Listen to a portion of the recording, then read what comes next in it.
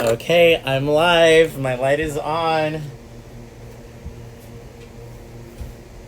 Oh my god, here we are. We're live. Oh fuck. Wait.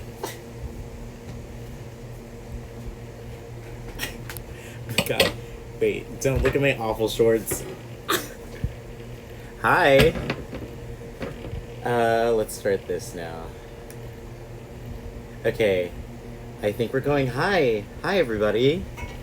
Welcome back to another episode of Fuck Me in the Library with me, David Rivas. Hi. Girl, it's been a nice week, and look at this. I'm already on time. It's not even that late. It's 8:30 on the dot, and I already made it. Look at that. We're not no late starts today. Only early starts. Girl, my mind is too powerful. Hi, Lisa.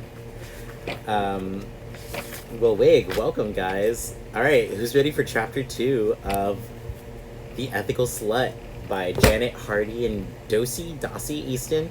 I looked her up, and I still don't know how to say it, but whatever. So, right off the bat, hold on. I don't like how this camera looks. Okay, there we go, a little better. So, right off the bat, I looked them up. Both of the authors are white women or white femme-presenting individuals. In my brief little Google research, I did not see anything that indicated exact pronouns, except for, I believe, Dossie. They seem to be the most, they, them out of the two in the description of the book. But even then, every other article I found and every other, interview has said she. So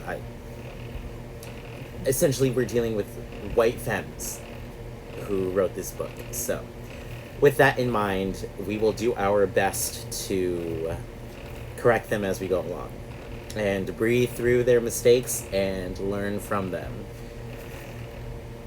Works! Now that that's out of the way, let me get some juice. I need to loosen up. As if I haven't already been drinking literally all day today, dude. I've been drinking since 3.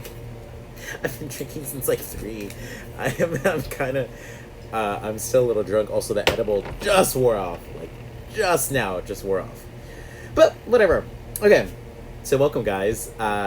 This chapter is Myths and Realities. And right off the bat, I was like, myths. Okay, before I even read the chapter, let me write down what I think some of the myths about being a slut are.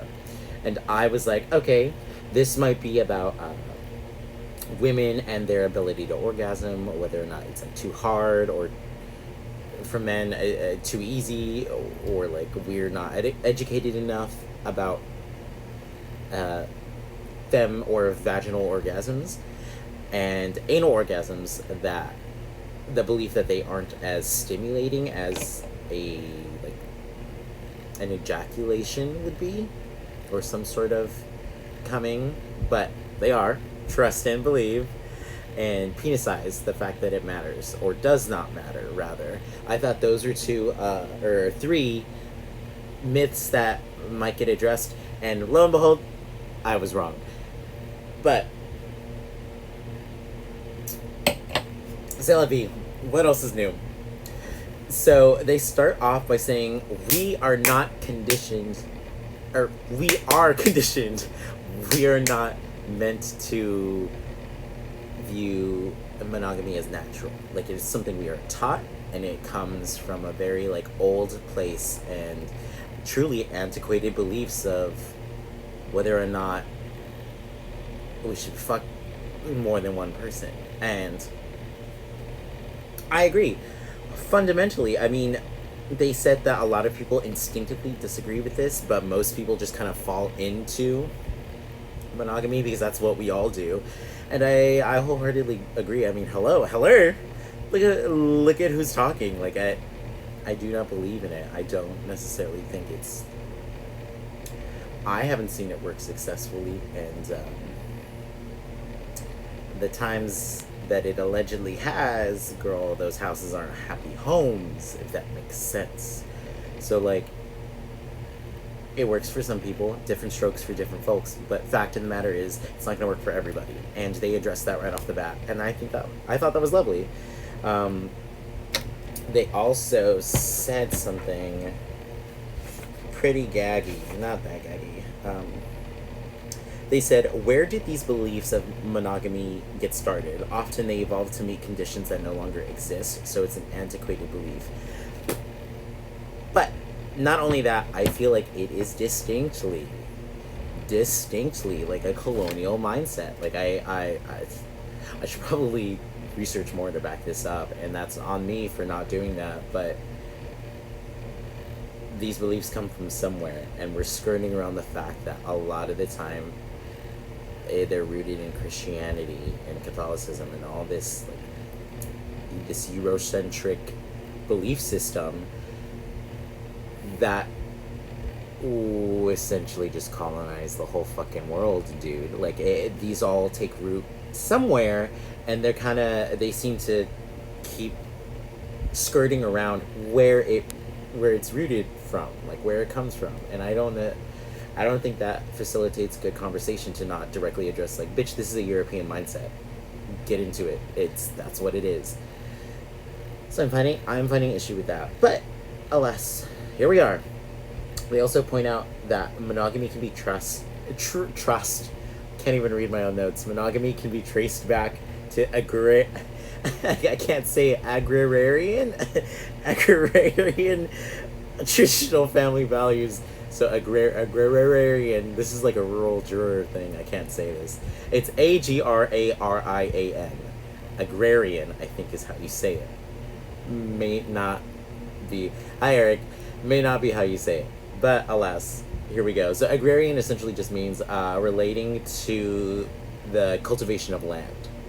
So a traditional family value of like a mom, a dad, a whole bunch of kids, that can be traced back to the fact that marriage was a working proposition to increase the number of people on a plot of land, to increase that community's chances of survival.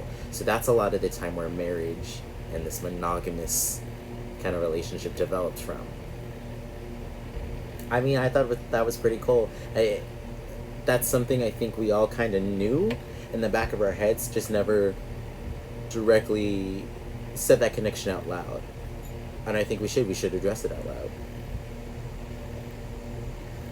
One big old sip. They also pointed out that immigrant families are like, this is a notorious MO of immigrant families, to like enrich their culture and keep it, but also like ensure their survival in a foreign country. Which again, why is that so? Who taught them that, and where is it coming from? European beliefs. That's where it's from. Like, it's another instance where you keep skirting around it. Let's address it directly. That's not to say that they don't address it directly later on in the book, but I'm not seeing it yet. Not my light. Already overheating. Girl, that's how fucking hot it is. Okay. There we go. I'll use my phone to do this like a fucking heathen. Oh god, this looks much worse. I gotta get a better light. Whatever. So actually, let me turn this off real quick. Hold on. Baby, it overheated already. I'm so annoyed. Okay, whatever. They also made mention of the fact that controlling sexual behavior really popped off during the Industrial Revolution, because that saw the increase of urban areas and people moving into urban areas. And in an urban area, you are allotted a finite amount of space. You cannot have a fuck ton of kids in this little like 2-bedroom apartment in the Bronx. You know what I mean? Or like in the Upper West Side. Like that wasn't the tease. So an active effort to restrict or at least limit sexual behavior really, there was a notable shift of practicing that in the Industrial Revolution and afterwards. But truly, like, setting up norms and ideals to control sexuality and sexual behavior can go back even as far as, like, I think they said the 18th century, like, doctors and ministers promoting circumcision to get people to stop jerking off. Like, this is not a foreign practice. This is not a foreign idea. This is something we've seen before, but we've never necessarily acknowledged outright. And bitch, it's about time we fucking do, dude. So something I noticed, like, with this book is that they go into detail about a lot. And they quote people and they reference a lot of people. Like, there was a Wilhelm Reich. It's like some psychiatrist, like a radical one that they reference, that I was like, do I even talk about him? Like, or the, like, 18th century circumcision thing, like, do I even talk about this? I'm, as a host and somebody who's reading all this bullshit, I'm finding difficulty in picking what I do address and what I don't address. Because if you are reading along, it's really self-explanatory. I mean, it's right there in the book. But for those of you who are just listening, do you want me to go over, like, the minutia of every chapter? I will. You just gotta say, like, I just have to get, like, one yes, and I will. Like, I that's just something I'm struggling with as, like, a podcaster, but that's neither here nor there. Right after that little intro of the chapter, they have a little section called Sluts We Know and Loved. It's an exercise. So essentially what this is they were like, write down the names of every slut you know and you love. People that exhibit this kind of behavior to love and fuck freely. And I didn't want to say people's business without their consent, so I crowdsourced this. I asked my viewers, my listeners, and my followers on various platforms what the tea was. Do they consider themselves sluts or not? And here we are. I gotta take away this little light that's not really doing much. On Twitter, the poll's just a couple hours old, but we still have 53% saying hell no and 47% saying yes. That's like 15 votes, which is nothing really. But on Instagram, we have a whole bunch of people, and they are me, Michael, John, Drew, Chris, Noah, Zan, Kayla, Ari, Anna, Katrina, Seth, JD, Sal, Sean, Autumn, Maggie, Nick, Jonathan, Jeffrey. A lot of these names, Ellie, oh wait, hold on. There were some more that I was not able to put names for. Val, Carson, Ellie, Maggie, Nick, like, I know a lot of sluts, a lot more than I thought I did as well, because truly, before I started crowdsourcing, I sat down and I was like, I'm the only one. I'm the only slut in existence. There are no other sluts aside from me. But that's simply not true. I simply don't have the range to be the only one. So it was really cute to see who amongst my circles consider themselves to be a slut. I think it's empowering, and I hope somebody felt empowered by saying, yes, you know what, I am a slut. That was a fun little exercise. I really liked it. But after that exercise, we finally get to the myths about sluts. And the myths are as follows. They are promiscuous, they are amoral, they are sinful, pathological, and easy. Which, I mean, I gotta take a sip. I gotta drink this wine right quick, because that baby... worms, dude. None of that is true. But that they're amoral. Sex is not a commodity. We are not being robbed of anything by having it or giving it freely. So to say that somebody's amoral for fucking, simply just not true. Point blank, period. Regardless of what religion you're in, it's just, there is no transfer of anything. You are not giving away a piece of your soul, dude. You're fucking. That's it. If anything, you're giving some fluids, and that's about it. If you're lucky, if you even get to nut. But whatever. That they're sinful. I loved this quote. They interviewed like some Christian church goer, And she said that she found the existence of her clitoris was proof positive that God loved her. And baby, if this Christian woman can justify it like that, yeah, it's not sinful. This bitch is like married to the Bible, the Bible, and she emphatically believes that God would not have provided her the ability to receive pleasure if he didn't want her to. Like, yeah, no. I don't necessarily identify with the religious justification for it not being sinful, but I mean, it plays into it. Hello, if it was really sinful, why would we even have it if there was some ultimate creator?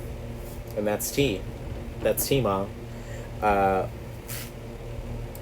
they're pathological. And I had to look this up. And pathological, as far as I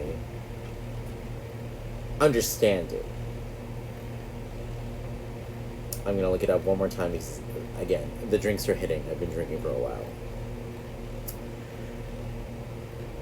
So pathological is involving or caused by the nature of a physical or mental disease. So to describe sluts as pathological, I guess, is describing them as being physically or mentally ill. And that just seems crazy to me. Sex is made to be this extreme out of the normal thing that everybody has. My parents had it, your parents had it, because hello, you're here. Like, what? Everybody has it, everybody does it, we all know it, we just want to ascribe it as being something completely left field and not okay. And that simply isn't the tea. That's not true. So that's a much better angle. I'm so sorry, those of you watching. I just fixed the camera and it looks much better now. But that's simply just not the tea. We aren't pathological to willfully give sex and experience sex. Is not to be mentally ill. And that's that on that. And the last myth about sluts was that they're easy. And okay, maybe so, but they made the point in the book. They were like, well, is being difficult better? And I gag. I hadn't really thought about that, but hello. Who do you like better? The girl that's easier to... let me fix my verbiage. Let me also just say this right now. I am a faggot. I'm a faggot of the internet. I'm a faggot of, like, Drag Race and everything. And I say she, but I don't necessarily mean anybody female or femme identifying. She, I have conditioned myself to believe it's a gender-neutral term. In reality, it really isn't. So I will do my best to correct that. So, rewinding. Who do people like better? The me that, hey, I'll let you hit it for free. Or, not for free, but I'll let you hit it easier. Or, I'm going to make you fucking work for it. Like, what do you like better? Is it the chase or is it the lack of a chase? What's the tea? So I think those myths, they're really cute. They're things that I had in my head that I never really said out loud and put into paper. So it was cute to go through and address those. And then they finally get to the myths about actual sluthood, and like, this is where the meat of the chapter is. This is that good. This is the cookies, baby. These are the cookies. So, there are 8 myths. I'll read them all to you right now. So the myths are: 1, long-term monogamous relationships are the only real relationships. 2, romantic love is the only real love. 3, sexual desire is a destructive force. 4, the only moral way to have sex is within a committed relationship. 5, loving someone makes it okay to control their behavior. No, it's not. Point blank period. But, excuse me, we'll address that when we get to that. 6, jealousy is inevitable and impossible to overcome.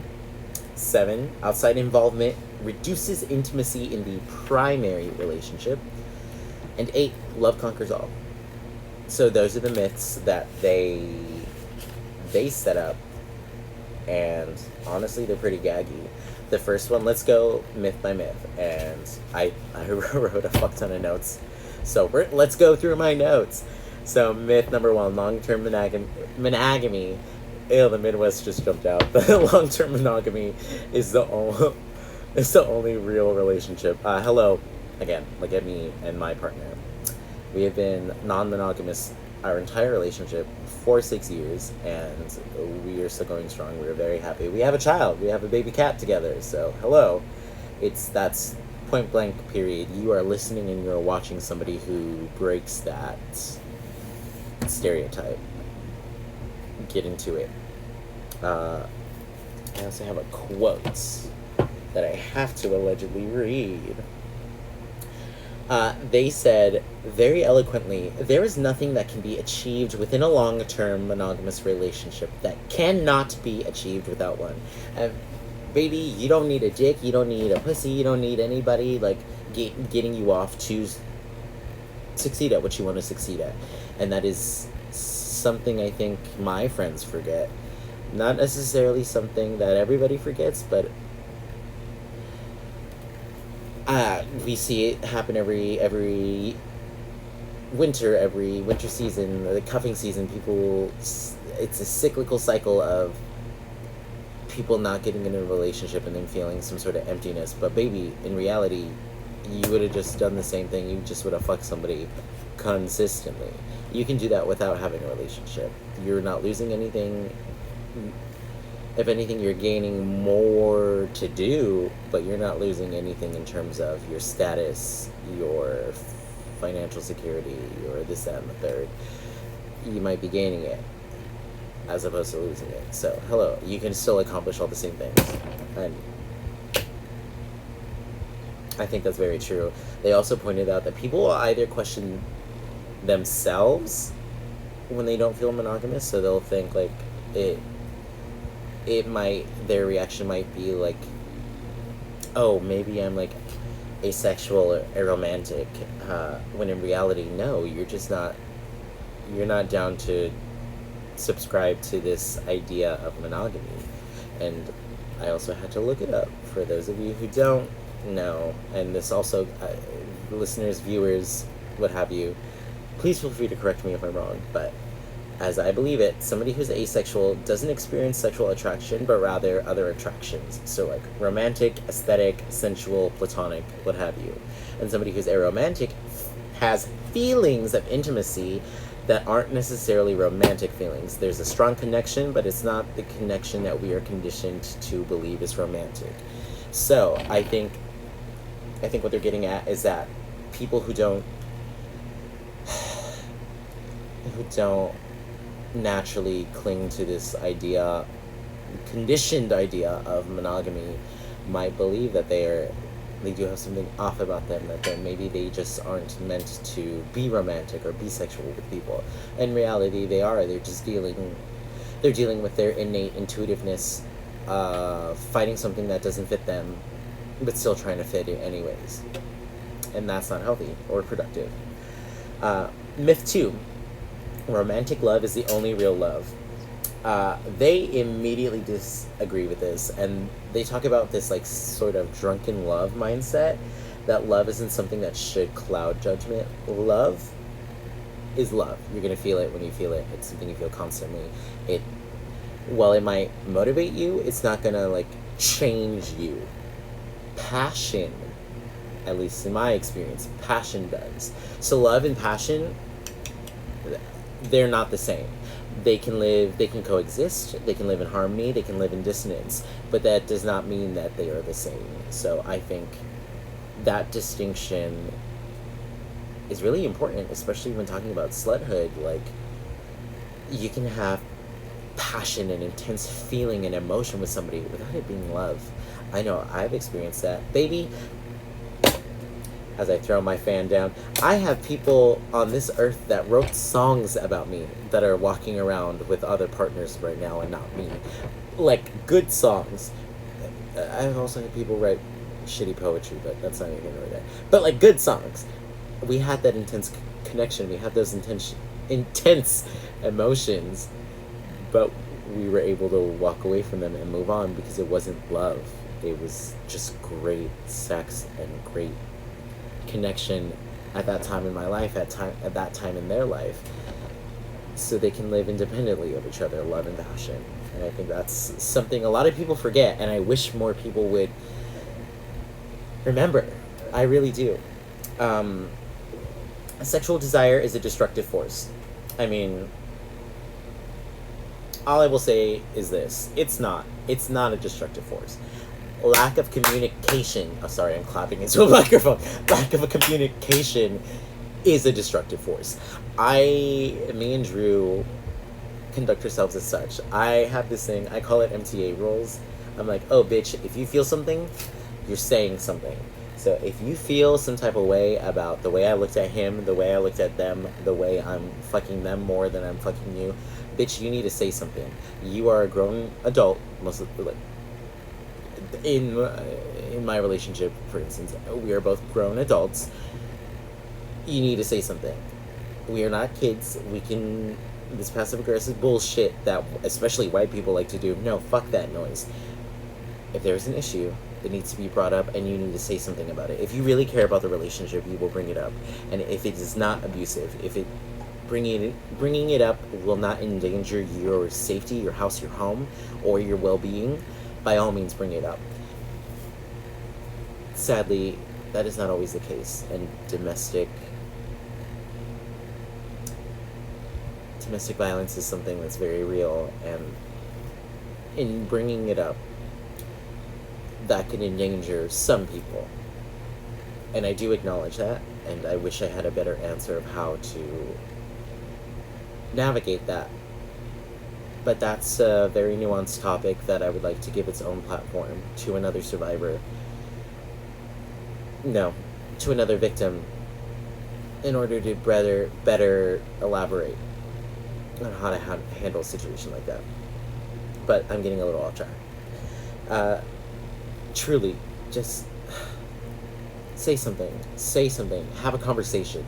Yeah, it might be a little awkward. Yeah, somebody might get mad, somebody might get their feelings hurt, but guess what? It would be a lot better than you fucking around and fucking on somebody when you were allegedly in a monogamous relationship. So you need to say something. Sex is not destructive, you're just messy. Humans are just messy. So, hello. Myth number 4. Only moral way to have sex is monogamous. Is in like a monogamous gig. Baby, again.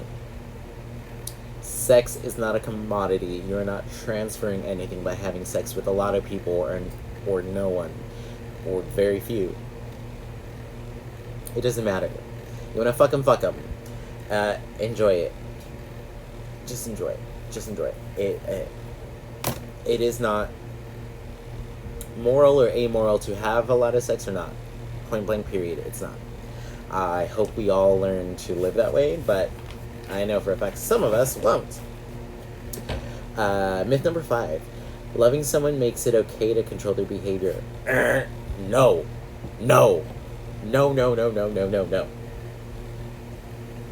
And this goes back to that agrarian I can't say it. Agrarian belief that marriage in particular, and marriage back then I think was synonymous with sex and producing offspring. That belief that it's a commodity to fuck, to have kids, to have carnal relations. Specifically, it's a commodity placed onto women, that their sex has this value. And that is not okay, because I feel like often women or femme-presenting individuals are the ones that are being forced by their partners or their counterparts to have their sexual behavior controlled. Whether it's they aren't fucking a lot of people or they're fucking many people. Your bodily autonomy, there we go. I can't say words today. Autonomy it's very important, and nobody controls your body. Again, a lot of times people are put into awful situations where that isn't necessarily, they don't feel that that's the case, that autonomy isn't, it's not as close as it should be. And to that I say, I will have an episode to address that. But nobody owns you, nobody owns your sex. And so long as you are in a non-violent, abusive, verbally or physically relationship, nobody has any right, nobody has the right at all in any type of relationship to say you are or you are not allowed to fuck so-and-so or do this, that, and the third. This is why Drew and I are open. I made it very clear because I have a hard time keeping it in my pants, point blank, period. I mean, am I ashamed of it? Yeah, every once in a while I get a little embarrassed, but like, hello, this is why I'm in an open relationship, because I love to fuck, and I love to talk about it, I love to see it, I love to do it, I love to live in that. I'm not gonna, being in a relationship does not give, specifically a white man, the power over me to not do that anymore. No.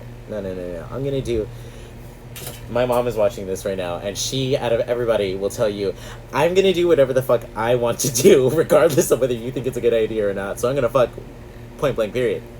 Baby, get into it. And that's a very crude way of saying that. I would like to take the agency over my sex and my body, and I encourage us all to take that agency to fuck how, when, and who we want to fuck, regardless of what our partners say. But again, in the parameters of an established, communicated relationship. Not just willy-nilly, because that's being messy, and that's what gives other sluts like me a bad fucking name, dude. Don't do it. Don't try it. So, myth number 6. Jealousy is inevitable and impossible to overcome. Again, communication is key. As the child of multiple divorces, communication is key. Now, just because you communicate an idea or a want or a need does not mean you will be able to live out said want, need, or idea. But it opens the door to a conversation that maybe later on down the line you can experience and you can fuck around with. But you need to talk about it. Jealousy, sure, it's something it's not a scary emotion. It's not an earth-shattering emotion either. Like, it's something you're gonna feel every once in a while. But you need to be a grown-ass adult, and you need to talk about it, and you need to address it. Or you need to just be like, okay, I feel that, let me breathe through it and move on, because that's not me. That's just how I feel in this moment. And that's alright. But again, jealousy is not inevitable, and it's not impossible to overcome. Period, baby. Myth 7. Outside involvement reduces intimacy of the primary relationship. Okay, so again, they talked about in this book, they were like, sleeping with somebody is not necessarily something you do to your partner, but it's something you do for you. Like, I fucked you because I wanted to, and because you're beautiful, and because we both consented to it, and it sounded like something fun that I would enjoy, and guess what? I likely did. Well, if I'm fucking you, I likely did. And you likely did too, baby. But sex is something you do for you. It's your autonomy. It's your agency to do it. I think we get mired in this idea that if you have a monogamous relationship, your sex is only for them. And it's not. It's yours. You can give it how and when you want it. You just have to establish with your partner that that's something you're doing. I mean, I don't know how else I can explain this. Fucking someone is truly the extension or realization of a connection that was already there, dude. Sometimes you just have lovely sexual chemistry or physical. You have this energy with somebody that sometimes can't be expressed in any other way than like getting physical, and that's okay. That that's all right. We have to acknowledge that. We have to accept that that's going to happen. Like, I was in proximity to a very lovely young them recently.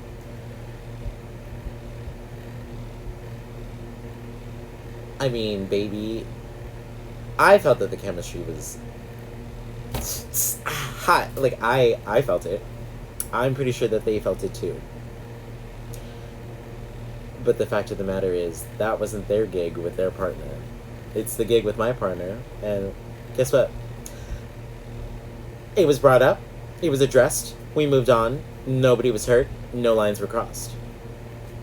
It's as simple as that. I wanted this person to fuck me within an inch of my goddamn life, and I wanted to fuck them within an inch of their goddamn life. But we didn't. And that's okay. Like, that's all right. That didn't reduce having this conversation, and even if we did fuck, it would not have reduced the legitimacy of their relationship or mine. It would have just been something that happened that we both enjoyed. It's as simple as that. And something I think about specifically with this is that when my partner fucks somebody, when Drew goes and he has sex with somebody, it does. He's not taking anything away from me. If anything, it reaffirms that, like, wow, I'm really lucky. This beautiful man is having sex with other beautiful men. And guess what, bitch? He's coming home to me. That's my man. That's my man. He's coming home to me after he has that great sex. Hopefully, knock on wood, great sex.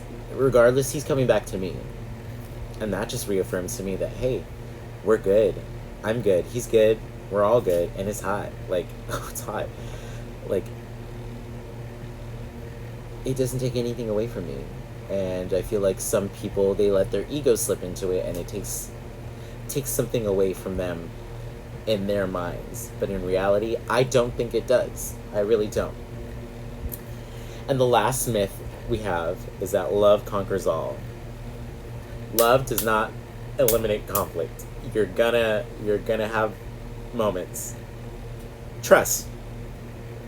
My man pissed me off like no fucking other, dude. But that's okay. I still love him. Again, MTA rules. We talk about it, we say it, we feel it, we move on. As simple as that. As simple as that. Love does not mean you're also gonna be game to have raunchy, kinky, gross sex all the goddamn time. And that's alright. That's the fact of the matter is my libido is much larger than that of my partner's, and he doesn't always want to fuck. And honestly, it's not always the tea to have to go clean out for an hour after a long day of work to go get railed for an hour or two. No, it's not. It's not. Especially for him, and that's okay. I'm not going to ask him to do that. But this is one of the reasons why, like, hello, I can dip out and, like, go fuck somebody down the street or something. Like, love is not going to make his colon any cleaner or make him have any more energy to go get fucked or fuck. And that's alright. Love is not the Energizer Bunny battery, baby. The Energizer battery. Like, it's not. It's just something that sometimes, every once in a while, makes sex very, like Skinemax, like, ooh, soft core. That's it. And, yeah, that's the end of this chapter. They had a little section, if you do have the book, if you are reading along, they have a little section where they talk about, like, teens and other millennials, about their idea of sex. I actively chose not to go over that because, hello, you're talking to, well, I'm not a teen, bitch, I'm like 25, but you're talking to somebody of, like, this came out, well, I think I said, like, 2017. I was a teen then. Like, you're talking to the people you're listening to the people that they're referencing in that little blurb. So I have no need to read that. Fuck out of here. Just some thoughts.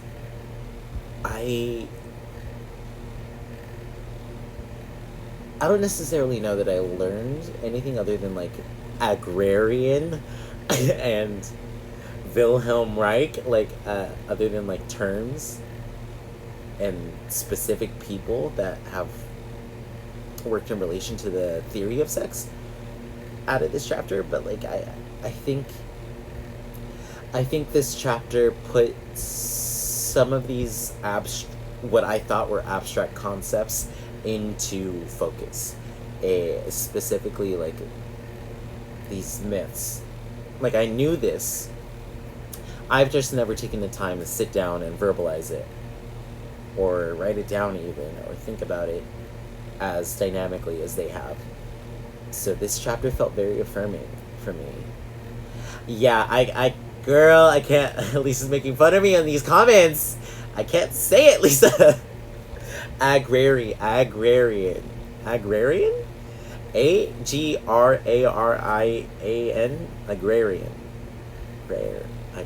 Rare. I can't do it, dude.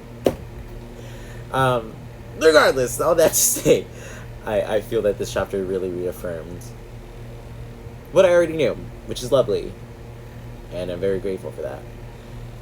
And I have to say, I had to address the elephant in the room. I know I said that these would be shorter episodes, but like, this one's already, like, it's already 40 minutes and 55 seconds right now. I'm a little long-winded, surprise, surprise. I like to talk. So this may not be a mini-series so much as it is, these are just full episodes that are also going to be on the Spotify profile. Sorry about it. But, again, I hope you guys enjoy these. I hope you learned something. I hope we talked about something that maybe you didn't know about. Because that would be lovely. That'd be the tea. If you do have any thoughts on this, please reach out and DM at fuckmepod on Instagram and or Twitter, or me personally at WineDaddyO on Instagram and Twitter as well. I would really love to hear if you are reading along. I know my mom is. I think Drew might be eventually, maybe retroactively, but I know some people are. If you do need help getting this book, again, DM me on any of those profiles. Baby, I will get you a copy of this book so you can read it and you can feel like you have a better grasp of what they're saying as opposed to my jumbled bullshit interpretation. So yeah. Well, that's that. Thank you guys. Thank you. Thanks, Mom. Thank you so much for tuning in and listening and watching. I had a lot of fun with this chapter. And baby, my notes, can I just say, this is the shit I thought I'd be reading and doing shit like this in college. When I tell you my class notes do not even look this organized or this pretty, I'm so annoyed. Why didn't I just do this bullshit in college? Huh? Oh, sorry, just hit the mic. Why didn't I just do this bullshit in college? Why didn't I just study like this? Why didn't I study hard like that, dude? Yeah, as always, thank you for tuning in. I'm David Rivas from Fuck Me with David Rivas. Follow me at WineDaddyO and support the Garden Film as well. The Garden Film on Instagram, please. I worked really hard on this movie. I need more of you bitches to follow this profile and share these fucking posts, dude. Yeah, I don't know. I guess we'll just end this here. Bye, guys. Thanks. Click. And